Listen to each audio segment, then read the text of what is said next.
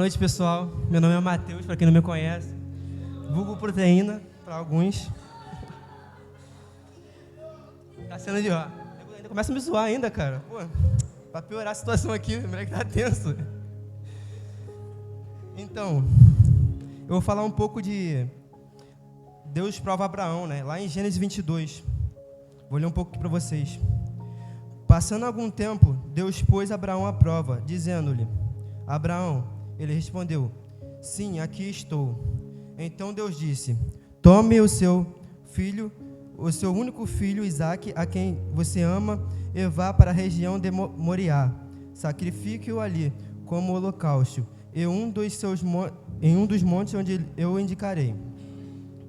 Então Abraão se levantou cedo pela manhã e preparou o seu jumento. Tomou consigo dois dos seus servos e Isaque, o seu filho.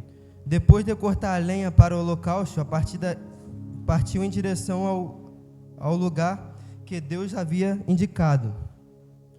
No terceiro dia, Abraão ergueu os olhos e viu o lugar ao longe. Disse aos seus servos: fiquem aqui com o jumento, enquanto eu e o rapaz vamos lá. Depois de adorar, voltaremos. Abraão pegou a lenha para o holocausto e colocou sobre o Isaque, o seu filho, enquanto ele mesmo carregou a brasa e a faca com as suas próprias mãos. Caminhavam os dois juntos, quando Isaque disse a Abraão, o seu pai: meu pai.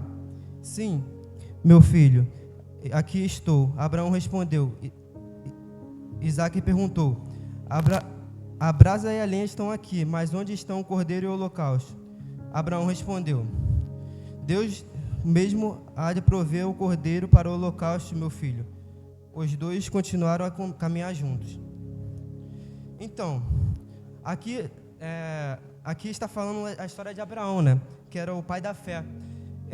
Deus colocou ele à prova, colocando ele para sacrificar o seu próprio filho, né? Que era Isaque, que era o filho da promessa. Que uma das promessas feitas por Deus para Abraão, né? Que era o filho dele. Então, eu separei em 3 tópicos aqui. Vou falar o primeiro. A aliança requer total confiança em Deus. Não tem como você ter uma aliança com Deus sem confiar nele completamente, entendeu? Se você não confia em Deus, você não tem uma aliança com ele. O segundo tópico é: a obediência é um atributo fundamental para ter uma aliança com Deus. Você precisa ter obediência a Deus. Sem obediência, não tem como você obedecer a Ele, né? Você não vai fazer as coisas que Ele está pedindo, porque você não é obediência a Ele, então você não vai ter uma aliança com Ele. E o terceiro tópico é: não pense 2 vezes antes de fazer o que Deus pediu. Lá em Gênesis 22, 3...